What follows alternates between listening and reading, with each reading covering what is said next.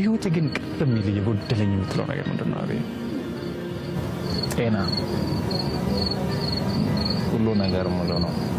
የሚበላውን አላጣውም፣ የሚጠጣውን አላጣውም፣ ሰው አላጣውም። ጤና ነው ያጣሁት።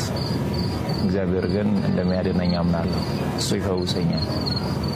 ሌላ ምንም ያጣሁት ነገር የለም። ግን ደግሞ እግዚአብሔር አለ።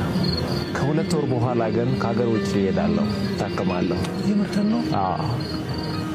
አንዳንድ ነገሮችን ከመውጣቴ በፊት ማስተካከል የሚፈልጋቸው ነገሮች አሉ። እኔ ሲሄድ የሚበላሹ ነገሮች አሉ።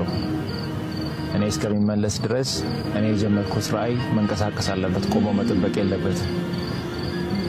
የያዝኩት የኢትዮጵያን ሕዝብ አደራ ነው፣ የእናቶችን አደራ ነው፣ የአባቶችን አደራ ነው።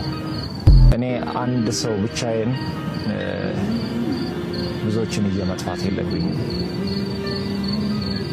እኔ ራሴን እየጎዳው እዛ ቦታ ላይ እኔ ራሴ ወድቄ ሌሎችን ማቆም አለብኝና በተለይም የጀመርኩትን ይህንን ተቋም በዚህ 2 ወር ውስጥ መስመር ውስጥ ማስገባት አለብኝ ብዬ አስባለሁ።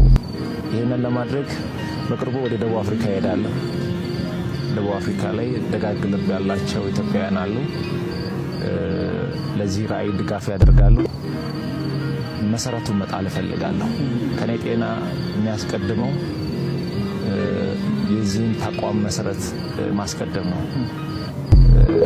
እዛ ሄጄ እመለሳለሁ አልመለስም እግዚአብሔር ነው የሚያውቀው። እኔ እዚህ ያለው ግን መሰረቱን ሳላስተካክል ከሀገር ውጭ መሄድ ፈቃደኛ አይደለሁም። ከቤተሰቦቼ ጋር ያለው ትንሽ የሚያጋጨን ነገር እሱ ነው። ጊዜው ደርሷል። እግዚአብሔር መልካም ነገርን ያደርጋል። ምንም የሚያሳስብ የሚያስጨንቅ አይደለም።